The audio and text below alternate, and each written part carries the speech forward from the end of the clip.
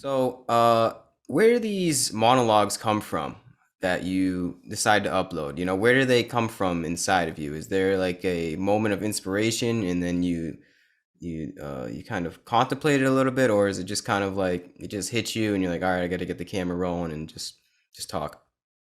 It's kind of turned into a routine for me. I get up in the morning, I go for a walk or a jog, and then somehow it really is a mystery. I always feel like the secretary. I just take some notes down of stuff that just pops into my head out of nowhere. And then I think, well, this would make a good video. And I have no clue where the stuff comes from. It's really, that's the whole creative process. No one has any clue where it comes from. And you have the ego just kind of shows up and takes credit for all of it. It's kind of Yeah. put my name on it, and I do, in terms of like what I would say myself or ego. You do a little bit of editing, you do a little bit of like very minor stuff, but the raw inspiration, like the stuff I usually just text myself with, and so just one or two sentences, and that's the idea. And Hmm. then so you can build around that, but the core stuff is, it's just such an absolute mystery where it comes from you know Yeah.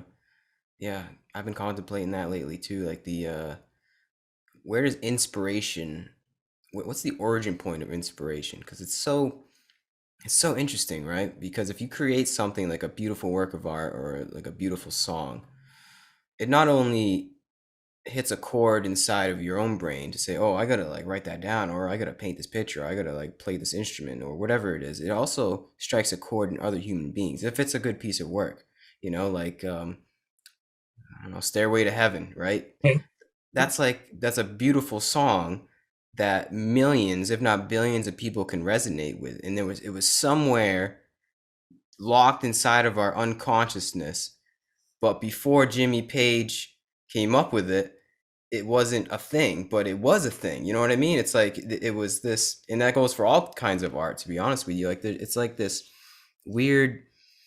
I don't know. I just like you said, it's a mystery, but it seems like we get downloads. Like you've probably heard of people say like I got a download, but it seems like that in terms of the creative process. Like we just get this kind of just like it just hits you like almost literally like a download. You get data that's just yeah. like implanted in your head, and then you just kind of you go with it. You can kind of just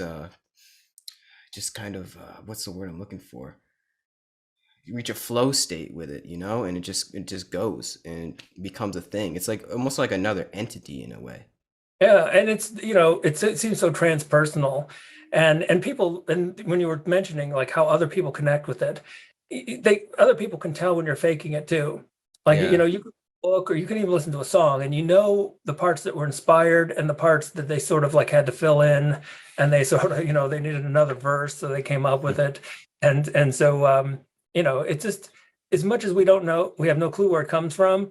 We also instantly connect with it, and that's why they're just some classics, some Beatles tunes, and it's not tied to the culture or some kind of time frame. I mean, that stuff just lasts eternal. Same Yeah. with art or any of that. And that's why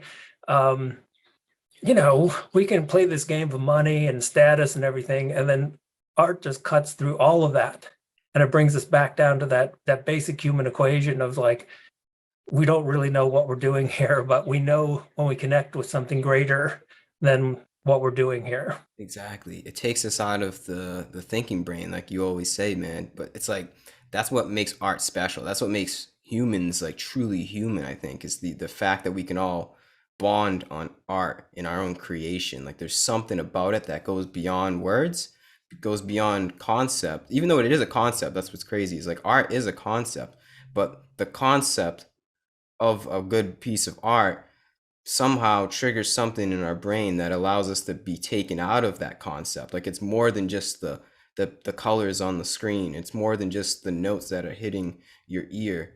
It's like there's something about the whole sequence that just ties it in, and it just like creates this moment. It's like, oh yes, it's like this something, it hits like some kind of note. And like you said too, it's timeless. That's what's crazy about it. It's like it's something that is like Stairway to Heaven, like I said, that's gonna be a jam probably forever. it's Yeah. just it's forever in our it was in our unconsciousness. Like we'll say if it was created in the 1500s somehow, and it would probably still jam back then if they could somehow make it. And it but it was created, in the 60s or 70s. I don't know the exact day, but it's going to be forever, just it's just going to be forever something that'll resonate with us. And it's yeah, man, it shows that there's more going on behind the scenes than just our conceptual framework that we have of this human experience. It shows that there is some kind of beauty that lies in the mystery, you know. And the thinking mind, it's so funny too, because the thinking mind wants to come up with some algorithm, some way to reproduce it. And Yeah. and and that's just and you can always tell when someone's faking it like that. I could tell in my own writing when I'm just trying to, come up with something clever. And I could tell that all the time in a classroom. If I was trying to be clever or trying to inspire, it almost always fell flat. Yeah. And but the stuff that really came spontaneous, and it just hit you out of nowhere, and it just sort of you just had a feeling. And it's interesting because I've done almost 200 videos now, and I'm kind of getting, you can get a feel like, this is going to be a good one. Like you Mm. can feel how the more transpersonal it is, the less it has to do with me, the better it usually is.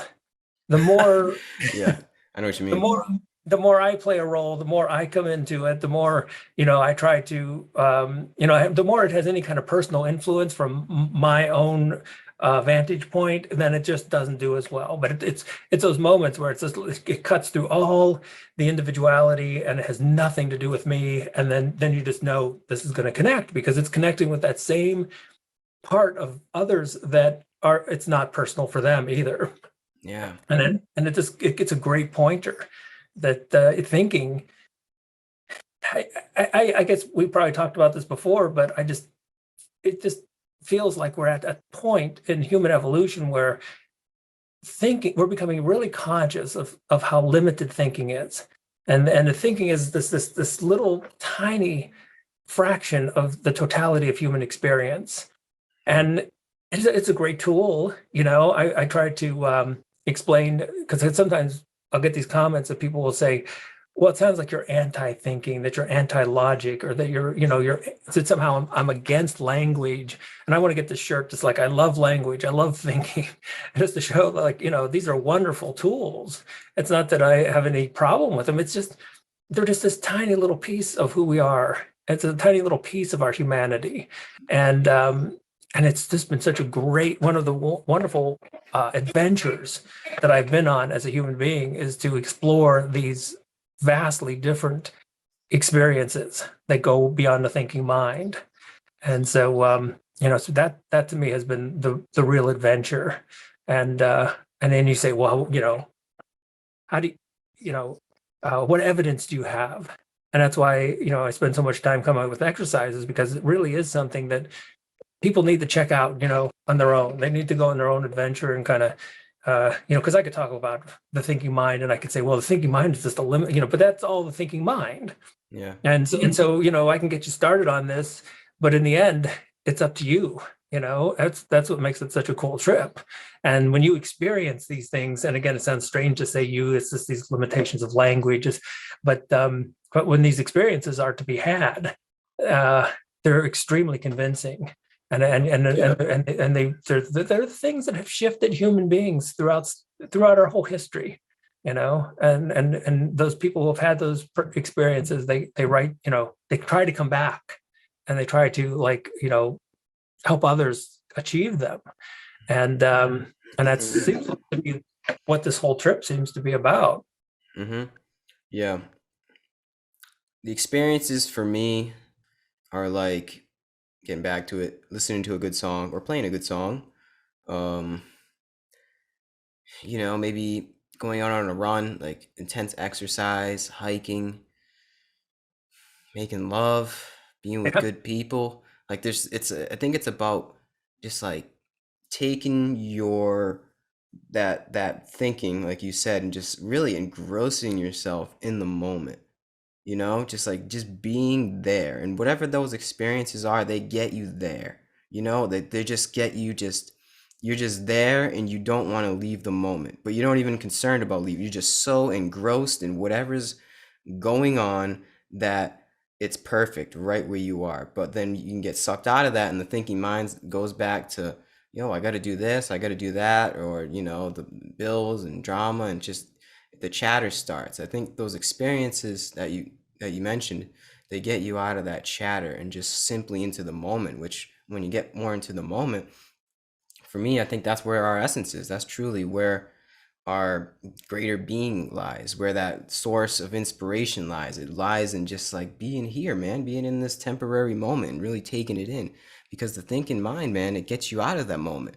It really Mm. does, because it always thinks. Because in order to think, the thinking mind, it's either in the past or it's in the future, right? Because you can't think in the present. I guess you could say I'm here, but it doesn't really work like that. Yeah, I mean, that's, to me, that's such a characteristic of the thinking mind. And you're in it when you're wondering what's going to happen in that next moment. And it's Yeah. usually something about trying to be clever or trying to judge it or try to improve it or, evaluate it in some way. And but those moments you're talking about, all those moments that transcend the thinking mind, you're there, you're where you're at, you're when you're at. It's like the perfect version of mindfulness. You're absolutely doing what you're doing without any concern about, you know, how am I doing or what's going to happen in the next few minutes. And that's so, Csikszentmihalyi, who talked about flow. The interesting thing about that is how much he talked about it being timeless. Like the whole sense of time ceases. And he talked about a few of his experiences with flow where he would be so absorbed in something that like 7 hours would go by, and Yeah. like time loses its meaning. Yeah. And we get that, we understand the psychological, your average person knows like time flies when they're having fun kind of thing. But I think it goes a little deeper, that when you get out of the thinking mind and it really illuminates the illusion of time. And it shows that time is a construct, and time comes back online when the thinking mind comes back online. And we've done such a you know kind of an obsessive job of breaking down time. And it's sort of useful. You say, let's do this podcast at this particular time, certainly that's useful. But then we've got time down to these seconds.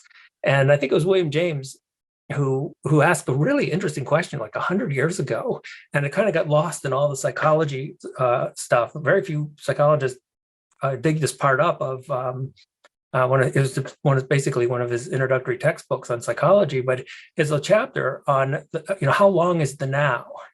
And it's one of these things that shows the paradox of time. Like when you're in that flow state, it's like, how long is a second? How long is, none of it has any kind of meaning.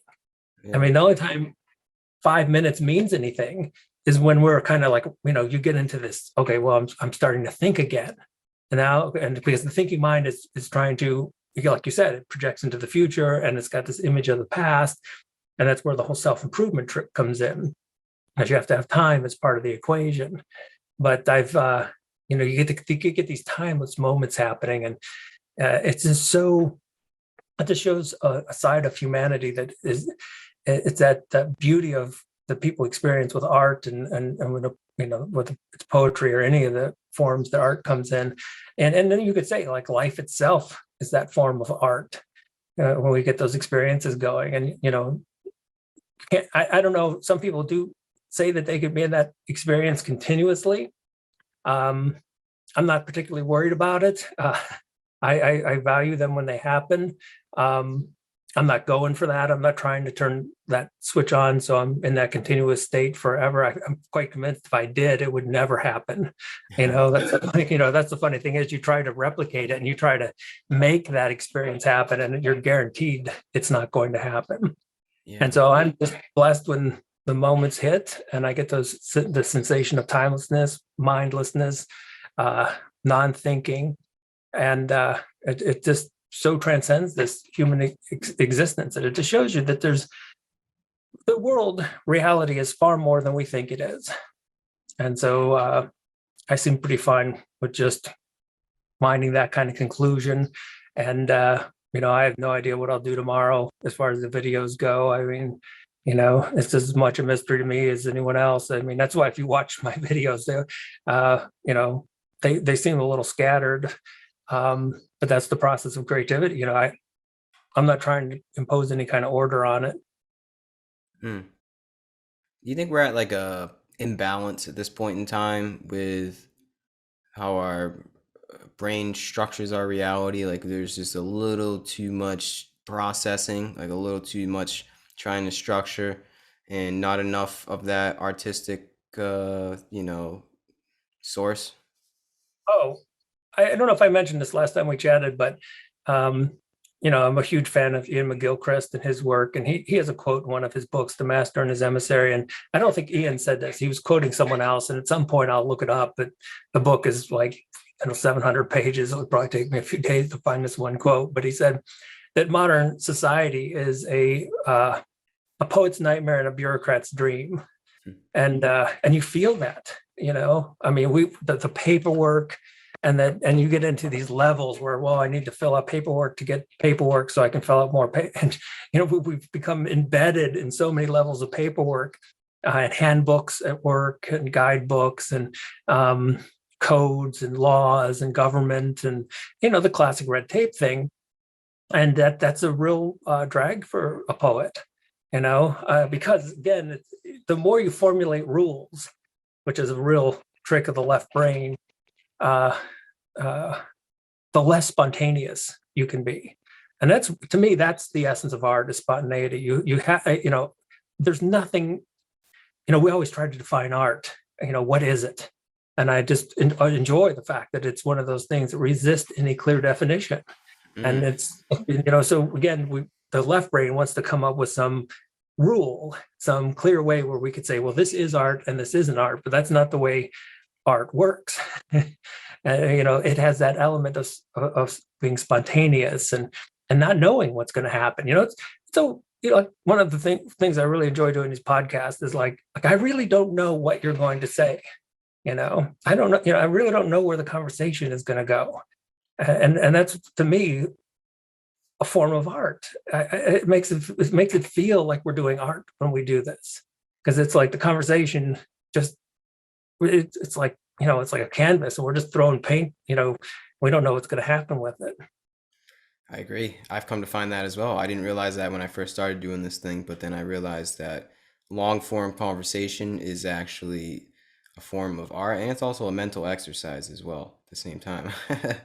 Well, and that's, you're right. It's a nice, like you were talking about, balance. And so, again, we don't want to throw away the ability to construct something that has some coherency to it.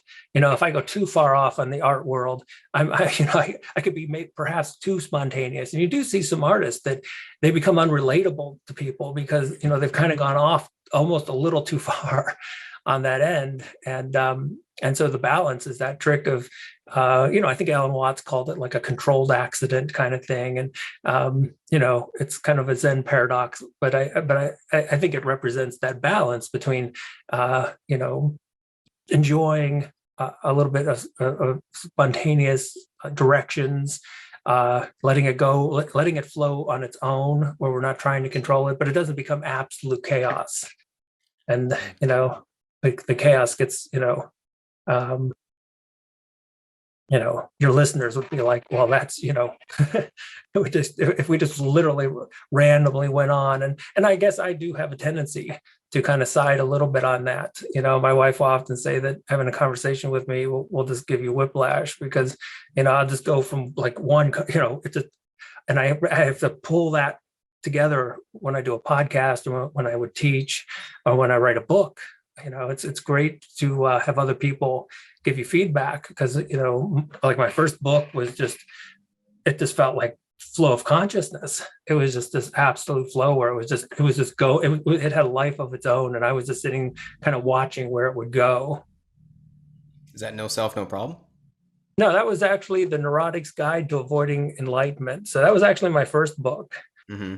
And that was, my publisher always says, when people write their first book, it's usually for them, which is it's just you're just it's a total expression. And so I think he was right. I wrote that book literally just as this therapy exercise where it was just that flow state. And some people did connect with it, but not as many as No Self, No Problem. And that was really to the help of my publisher, who helped, bring me a little bit more balanced with the coherency, and Hmm. help me be more thoughtful to the reader, and consider, like, yeah, I love, like, throwing in, obscure 80s references is my thing. And I laughed at myself, and he's like, you know, you may know that 80s reference, you and like three people. And so we would work on that. And instead of entertaining myself, I over the years as a writer, I've become much more uh, you know, losing interest in what I find uh, fun, and just and trying to communicate stuff that I think will just genuinely help people, and be a good pointer for them. Hmm. Now you're an academic, your training is in neuropsychology, right? Yeah, Yeah. PhD in left right brain processing. So were you always on this train, or was it you had to get into more of creative endeavors to realize the beauty in artwork and the mystery in the creative process? I think that conflict between art and science, um, I think it's kind of been with me for a really long time. I started off as a guitarist, Hmm. played guitar ever since I can remember. I think I was like 6 or 7 when I started playing, and but it was kind of interesting. I felt that I was very limited in my natural abilities with guitar. I could only become so expressive, and so I thought of venturing out on different, um, going to college. And I really thought, as I said, another like at the beginning of the book, I said, in my 20s, I had such a severe neurosis that I thought like learning about psychology, learning about the brain would help me. And so I kind of went out on this path. It's interesting. Looking back, I'm not really sure. Um, we all kind of want to play with these possibilities. What if I had just stayed with the artistic side and stayed with guitar? I mean, I don't know. Maybe it would have. Maybe I would have come to. They always say there's 1,000 different ways up the mountain, but they all get to the same top. And so maybe I would have been, playing guitar, professionally as a musician, and still wrote the same book or something really close.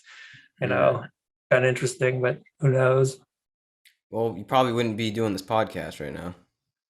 You never know. I mean, maybe I would have wrote a book on consciousness, and still connected. Academia obviously it's a much more direct way when you're dealing with consciousness. But the consciousness topic is fascinating, because you do find like uh, the conference on consciousness in Tucson, the famous international conference. They hold it in Tucson, then one year, and then the other year it's somewhere over in Europe.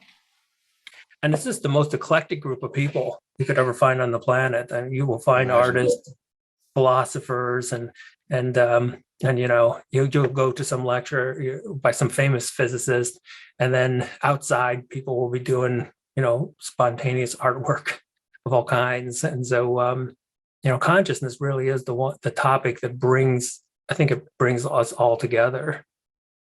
It is us all together. Yeah. It's yeah, it's the basis of everything, man. Just the fact of like, whoa, what is I'm alive, you're alive too. What is this? Like what's going on here? We try to figure it out using these mouth noises, but there's no figuring it out. I don't think there's ever you can have as many conferences as you want. At the end of the day, it's just like you said, it's just like this direct experiential thing that you kind of have to I don't know. You just you take it in certain moments. It depends on the circumstance in the moment, but it's just like this personal thing that you just kind of inspiration just dawns upon you and what this is, right? And I can't really describe it, but I've had moments in my life where I'm like, oh, this is all about love. It's all about each other, like this is all about I'm here for you, you're here for me type of thing. You know what I mean? Like I've had these moments, especially on psychedelic substances, that allow me to like just see through the noise. And I'm like, oh, consciousness, like the simple fact of this experience is just about, it's just about experiencing each other, you know? It's not about any kind of concept or quantum mechanics or just any kind of theory. It's more just about just being there with other people. But you can't tell that to somebody. That's not like somebody. I can't just say that in this podcast and nobody. It's not have somebody that doesn't know what I'm talking about be like, oh yeah, he's true. It's like you have to really truly experience what that true love is to know like, oh, this is what this whole thing's about. At least for me, I can't speak Yeah. for anybody else, but I think I've had other people say to me like, yeah, man, that's, it's all about love. All you need is love. Love is all you need. And I there's think. so much truth to that, but it's interesting because consciousness, the topic, it's such a strange thing because I think some people they feel the importance of it. It's a remarkable thing that we don't just go running down the street like and just I'm a conscious being, like it's the most remarkable miracle that you could ever imagine. But that gets clouded by thinking, Yeah. and that's why we come up with these like. And again, I'm not judging them. I think it'd be a wonderful trip to believe that quantum mechanics or that some mathematical equation will reveal the secrets to consciousness. To me, that would be a bizarre ride. I don't think will ever happen. I kind of hope I'm wrong because that would be kind of cool. But I don't think I don't think consciousness is at the end of some math equation. I don't think it's at the end of some computer model. It's not at the end of the brain. The brain is a great pointer. The brain can help us like give us clues and kind of point in the right direction sometimes, but you're not going to find consciousness in the brain. And so, at least I don't think so. That's, again, that's just my trip. I don't think it's to be found I don't think it's to be found anywhere. It's not even a thing. Thinking is so limited because thinking only thinks in terms of things, you know, um, but in Eastern philosophy for a long time, I remember even Alan was giving a lecture in the 60s that summarizing so much of Eastern philosophy, there just are no things in the universe. Uh, they're only there when we think of them. And so, people are on this adventure trying to find consciousness as if it's some kind of thing. And it's like you just don't find process, like even the word process is closer. I would say consciousness is closer to a process, it's closer to a verb, but it still resists. Any kind of label or mental uh, formula that we try to impose on it is going to ultimately resist because it's the foundation of reality. And even love, it's a good word. It gets at that close, but that experience, no words, and it's the Tao Te Ching, of course. That's why it was so important to start off with that. No word is really going to get at it, and it can't be put into words. And so all the mystics, they just immediately they get this, but we talk anyway because it's kind of fun and it's enjoyable, and it's part of the trip, and so we know we can't get at it, but sometimes we can get the pointers, and sometimes people are on this adventure, and one little thing you say could point someone in a direction for a new experience, and get them out of their like get them to lose their mind for a little bit, to get them to lose their identification with thinking, and all of a sudden they're like, and it hits them, and that kind of unbounded love sensation kind of takes them for a ride for a little bit, and Yeah, all of a man. sudden work doesn't seem to matter. Work, you know, and it goes down a little, money goes down a little bit.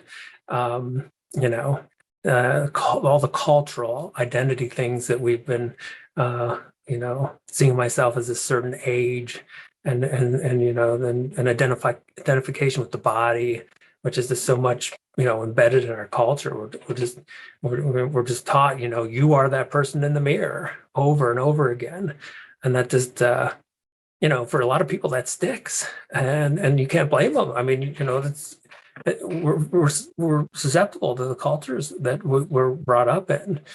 And so you give these pointers, and then the person has that transcendent experience, and then they look in the mirror and they're like, that's not me. You know, that's just this, person I'm playing for a little, I'm just playing this for a little bit, and you don't take it so seriously. Yeah, that's what it's about, man. You stop taking it so seriously, or at least you learn to have priorities in your seriousness and know what to take seriously. And it doesn't mean you have to stop playing the game. We still have to play the game and play this actor. But it's just like sheds a different light on the game. I don't know. It's hard to explain. Like you realize that you're the game and the player at the same time. There's this there's this weird non-dual aspect that you're able to hold. And from there, for some reason, that leads me to believe there's more going on. Like there's something else going on. Like I'm just here as this like instrument to that same source of inspiration, like we talked about, that same source of creativity. Like I'm just here as this creator, just being here in this moment. And that's what we're here to do, because you can have these transcendent experiences, you can have realize the beauty and magnificence of just simply existing, and then be like, oh, and you want to tell everybody on the street, like you said, and just hug everybody and realize like this is a miracle. Life is literally a miracle. But then yes, you still have to go to work on a Monday morning. You still have to pay your taxes and stuff like that. But it's like it makes those things easier to bear, at least. Like all the drama of life and the stuff we have to go through, it's like less inertia. It feels like, at least in my head, it's like I don't know. It's like once you see on the other side of the curtain in the show of life, it's like you always know that there's a behind the scenes. The show goes on, but you always know that there's hope, I guess. Like I don't know if hope is the right word, but there's something else. Or just there's not even something else. It's like I don't even know. It's like I'm at a loss for words, to be honest, but you know what I'm trying to get at. Like there's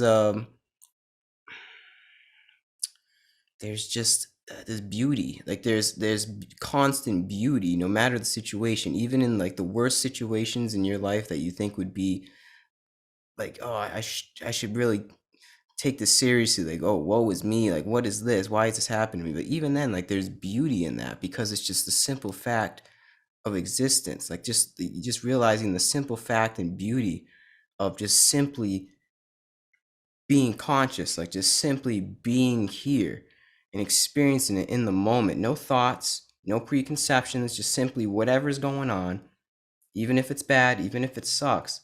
There's beauty in that. And that's what I get from this whole crazy conversation we're having. It's like no matter what happens in my life, even if I think it's like so dark and so bleak, I know that just simply being conscious, being aware, being in this body, in this meat suit, with these two eyes, and this seemingly it seems like a fatal experience, seems like a dark, bleak experience, but it's not. It's really not. Like it's really a miracle, no matter which way you want to put it or how you want to try to explain it. Just simply existing in this all one boundless state is it's a goddamn miracle, man. And from there, I mean, I don't know. Is that enlightenment? I don't know. There's no definition of it, but it seems close to it. If you can resonate on that all the time in your whole life, like it seems like that's the goal. If there is some kind of goal to this spiritual journey, it's to be simply engrossed in the moment, just simply being here.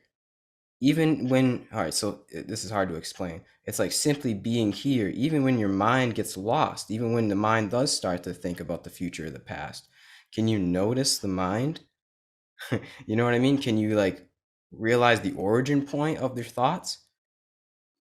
That I think that's the essence. That's why we train and do these exercises and train the mind to be able um, to do that, to be able to like regress back into the origin, back into the source, that inspiration, to know that like just simply being here, man, be here now. That's the essence. You know what I'm trying to say?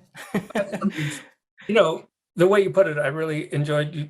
putting the word seriously in there so many times, because that's, to me, I think since we talked last, that's really been such a refocus of particularly the way I look at the left and right sides of the brain, which again are metaphors. They're, just pointers, but I see the left side of the brain as being kind of the neurolocation of seriousness. And when you say, and I actually looked this up because I was like really interested, because you know what it's like to be serious, the way you were talking, and we all know what it's like to take work serious or to take this. And so I started to look like, what does that even mean, to take Yeah, right. something serious? And the most I could come up with is it's to take it literal. Like this is it, and this is reality. And it's funny because materialism is becoming so much under attack in the last maybe 20 years, because people are realizing, like, should I really take this, the physicality, should I take it literally? Like, this is reality. Should I really buy into that? Or is this just a metaphor? In the sense that all this, because metaphors, of course, they have that kind of, sense, but everything points to something deeper. And so there's a wonderful sense when you realize that, this world, my meat suit, the roles that I'm playing, if I take them literally, I'm absolutely literally going to suffer, That's because good. it's taking them seriously. But if you take them as metaphor, if you take the physicality, the material world, your job, the meat suit, you take it all metaphorically, which is to say, it's a pointer to something deeper, like you were getting at. And I can't talk about what it is. I just know it's there. And then all of a sudden, that is when we start to laugh. That's when humor kicks. Humor is another one of these weird, we just make these weird noises and we start laughing. And it's like, it's pretty weird, you know. But um, but I think we start laughing when we realize the kind of superficial nature of the physical world. And you said, like you said, you can have some really bad things happen to you.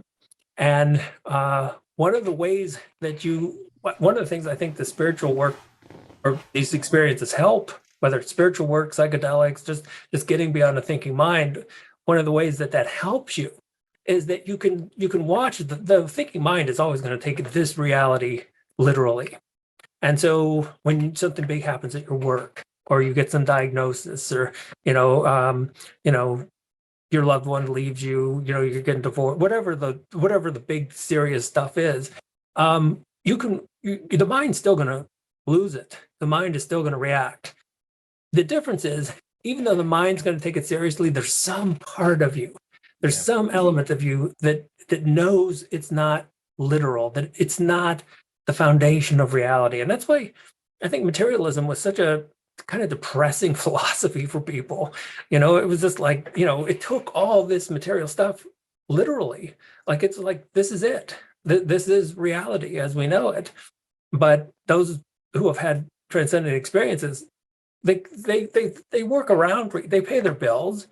I mean, I get in my car, I don't get in my neighbor's car. I follow some basic rules of society.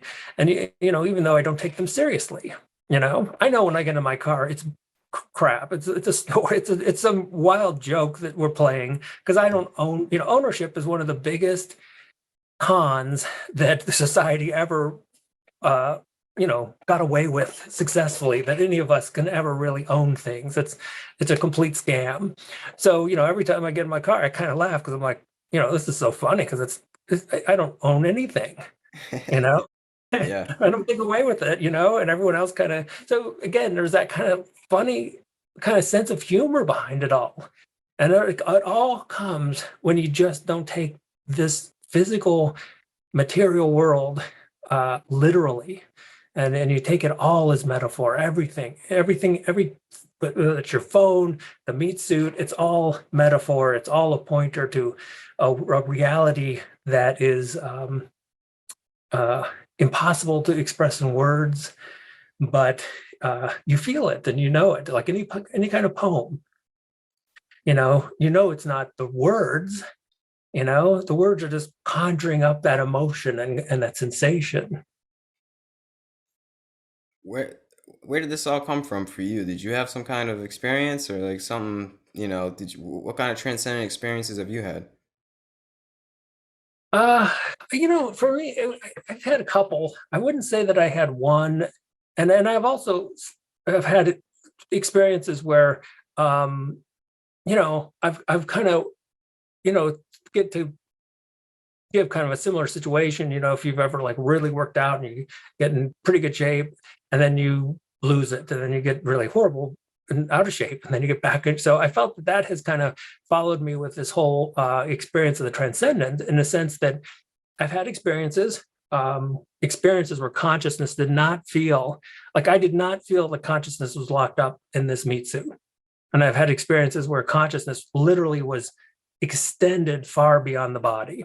And I've had several of those, and they were so uh, uh, peaceful, and you get that sense of, everything is right exactly as it is. Everything is perfect.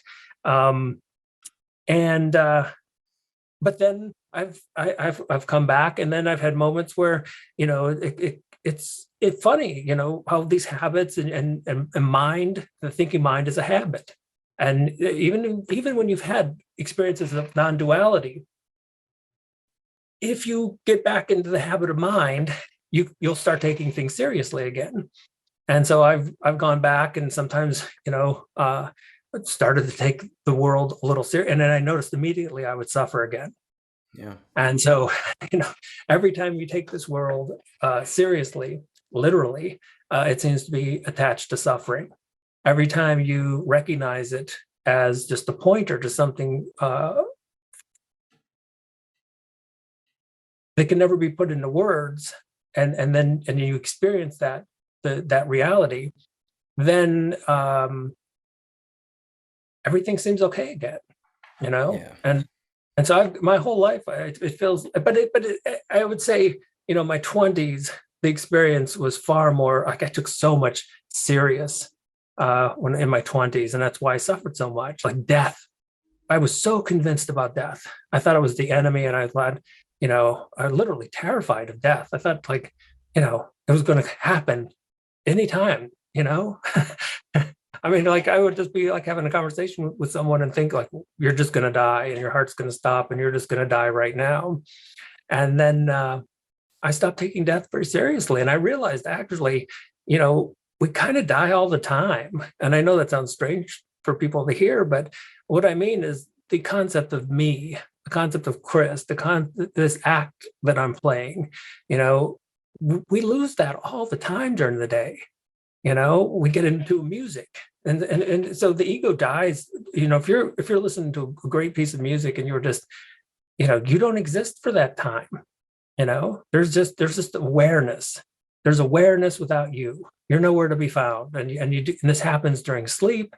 It happens countless times during the day, but then the thinking mind gets back online, and then it just says, oh, I was zoned out.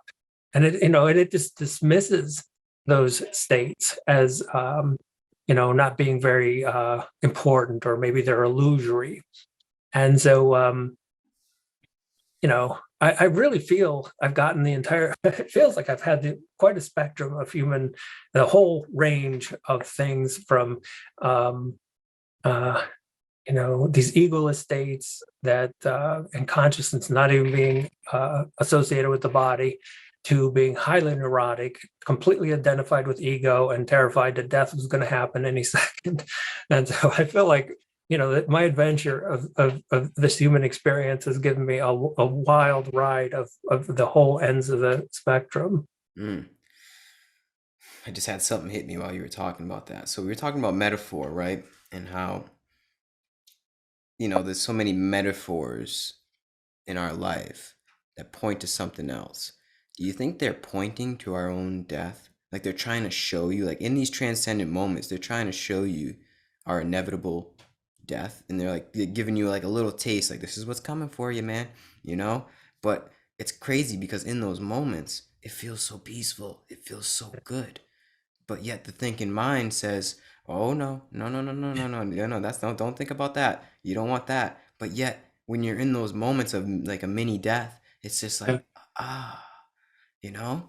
That's why I think they're so important experience these experiences that we're talking about, because it's like, man, we're all gonna die someday, right? You gotta recognize that. But when you can kind of die while you're alive, it's like it loosens the fear of death, it loosens the grip of death. And then from there, you can live more. You can live without the fear of death and just, truly live the life that you want to live, right? It's interesting.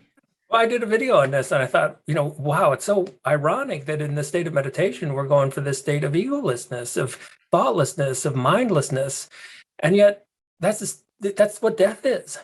That's all death is. So if you're peeling potatoes and you're 100% mindful of the act of peeling, and for all intents and purposes, the ego doesn't exist anymore. That's ego death. And so anytime you are in the state of mindfulness, whether you're drinking your tea, jogging, listening to music, whatever, if you are in a state of mindfulness, really you are in a state of ego death. And so it teaches us, like you said, it's teaching us like death is okay. It's going to be okay when you die, because the state, all you're going to experience is the same thing you experience when you are in deep meditation. You're going to have awareness. It's going to be peaceful. It's going to have that sense of love. It's going to be non-judgmental. And that's, I think, the sense that people get, sometimes they describe it as God, and whatever words they end up putting it in. But it's a non-judgmental connectedness that we're all beneath the surface. We all have some kind of connection with each other.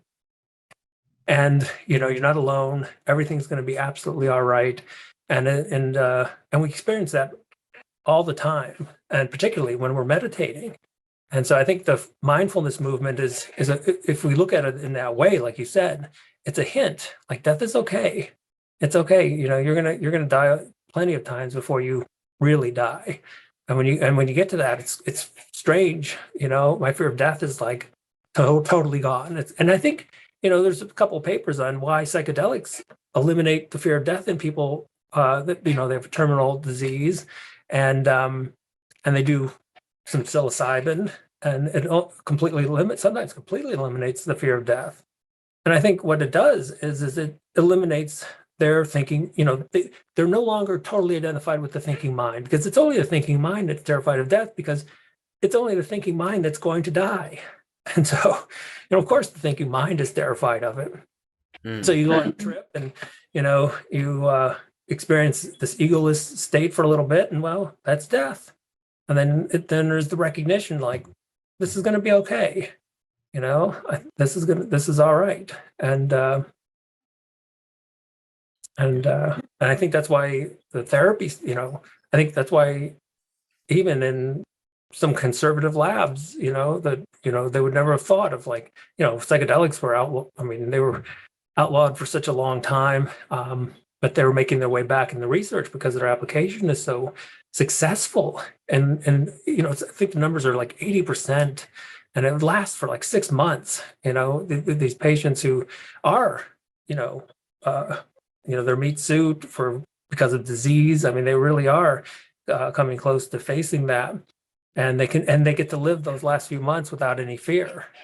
And you think, well, why isn't that on the front page of, why are we talking about politics? All these things that joke with politics, silly stuff. But you think that would be on the front page, like, if we've conquered the fear of death. Right.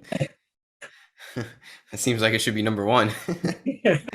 Well, I think a lot of us, that it's a genuine thing. And for me, you get a little. I'm 55, so you feel the proverbial clock ticking, and all those fears are just identifications with the thinking mind. So and that's the problem in a Western culture. We're so identified. The old, Descartes. I think therefore I am. That just captures so much of our culture, that we're so over-identified with thinking. So naturally, we're going to be terrified of death. And then you get into like Nisargadatta or some of these Advaita Vedanta teachers, and they just, like, death, they just literally laugh at it. Like, they have zero fear of death. It's just like not even, just not even a 1% fear of death. It's not there. It's non-existent. And that's because they've so overcome the thinking mind that they've recognized that that consciousness exists even while you're sleeping. And that's such an interesting thing for a Westerner because we're like, maybe we get into, maybe we have some of these non-dual experiences, but we're like, no, when I'm asleep, that's it. Everything is turned out. And yet these Advaita Vedanta teachers tell us that the consciousness persists. It's eternal. It never shuts off, and Hmm. it never shuts off even when you're asleep. And so it's eternal, and and that's what survives. And so yeah, the ego dies, but consciousness, it's the alpha omega. It's just it's just there, and it's maybe it'll show up in some other form. And I think that's what people get into kind of with reincarnation is just the endless forms that this consciousness can take. But it's that flame of consciousness is eternal. Yeah, beautiful, man. It's almost like we're already dead. And that's and we are in the sense that when you realize the ego is like this, like it's like closing like you're reading a great book of fiction, you're like, man, this is kind of cool, then you just close the book and that's it. And the adventure is there for some reason. People play this thing with non-dualism, and my favorite question with non-dualism is like, okay, I get it, there's consciousness, you know and but why duality? Why is non-duality playing a game of duality? And the only thing I can come up, it must be fun. It must be, it's just it loves the story, it loves fiction.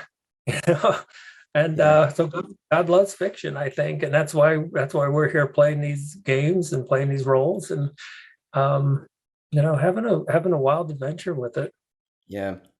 My answer to that would be the one became the many because the one wanted to experience the phenomena of love. And in order to experience the phenomena of love, this game of love, if you want to call it, it needs to perceive itself as something else. Even if it's fake, it's this game, like you said, it's this story that we play. And it seems to me, like I said, it's all about love, man. I don't know why I'm feeling that way, but I feel like it's this story of figuring out what love is, and really being with love. Because if we're this one unity, if this is one thing, the void, how can you love? It's like there's no phenomena of love. Like there's like you need to have the separation in order to have that beautiful phenomena. That's just my 2 cents. Just that's if there is a why for it, I think it's the end point is so we can experience this beautiful thing that we call love. Yeah, it's a wonderful way to put it. And and there's like a lot of variants on that. Like you can't tickle yourself, and Yeah. and so, you Yeah. kind of need that other, and you can't have surprise. So to me, duality emerges so we can surprise ourselves, and so we, in that state of infinite non-duality, there's no sense of humor because you'd always know the punchline. There's no surprises, there's no adventure, and like you said, there would be no love in the sense of you can't feel connected unless you feel disconnected at some point. And so there's a kind of bringing it all back together. It's a wonderful thing to lose yourself so you can find yourself again. Hmm. And those are the stories I love to explore with. And then when you put it that way, not just put it that way, but when you really experience that wow, there's something to that, in the sense that the infinite is unlimited, and if it's unlimited, then the one thing it can't have is limitation. And so it gets to it have this adventure of, oh, here's me in my meat suit trembling that I might die. And Yeah. that's a really wild adventure for the infinite to have. And in that sense, it becomes absolutely complete because then it's both infinite and finite simultaneously. It's infinite in its ultimate reality, but because it gets to play this game of you and me being different, then we get to feel fine. Then we get to feel connected, because we were playing this game of disconnect, and that helps us, find our way home a little bit. And it's a wonderful trip to get lost and eventually find your way home. Well said, man. It's a wonderful trip. There's this Alan Watts story. Hopefully, I can tell it in the right way. He said, if you could dream any dream that you wanted to, and have infinite possibilities, and do whatever you want, live countless lives, do whatever you want to do, eventually that limitless dream would lead you to this moment right now, in this life right now. Like, that stuck with me. Like what you just said is kind of that same idea. Like, you can have infinity, but eventually infinity wants to experience finitude. Mhm. I mean, it's the only place to go from, because I love that story too, the way you would say, what, so you're just blissfully, in the state of complete blissful meditation. And at some point that, you might be like, let's have a little fun, and like, let's get lost and go on an adventure where we forget who we are. And that's when, that's when you start having, adventures, because for adventure, death has, if we're going to really play the hero and get into these archetypes of human experience, I mean, we have to buy into death being real, and if death seems real, then the hero really does pull off quite, pretty something really amazing.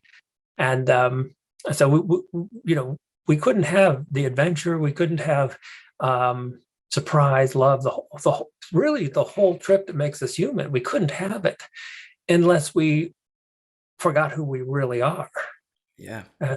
So then that's when you get a weird state of feeling blessed over your suffering, and you're kind of like, all of the suffering, all that was, me just not recognizing who I am.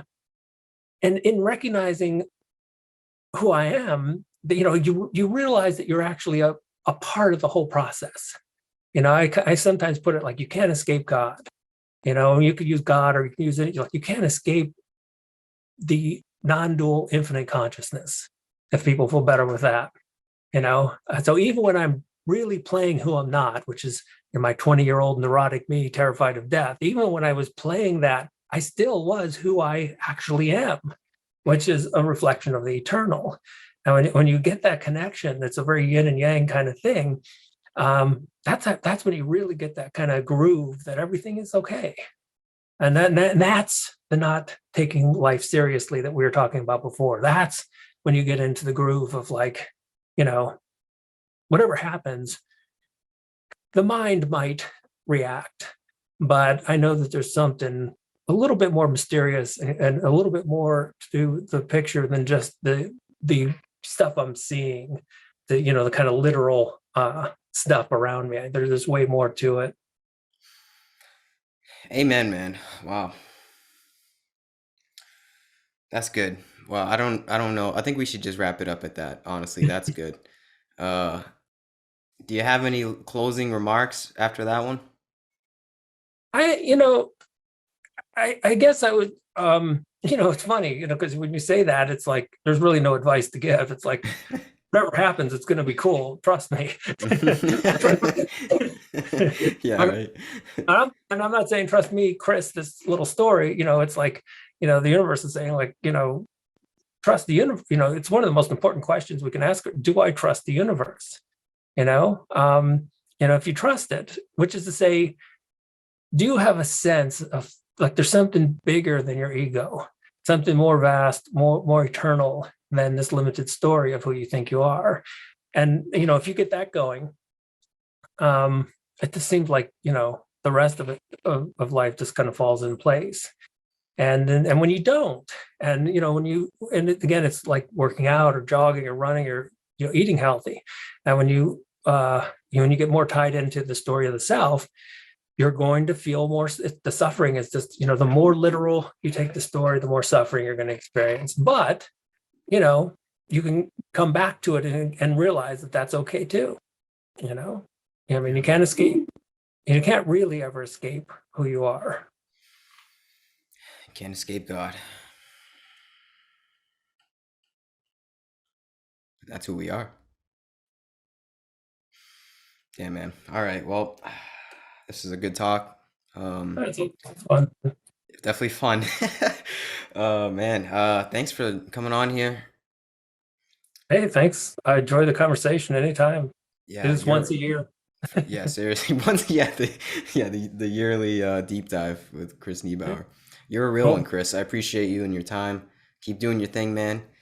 Uh, yeah, other than that, I'll post, if anybody listened this long, you can check out Chris. I'll post everything down in the description. And yeah, peace out. Namaste.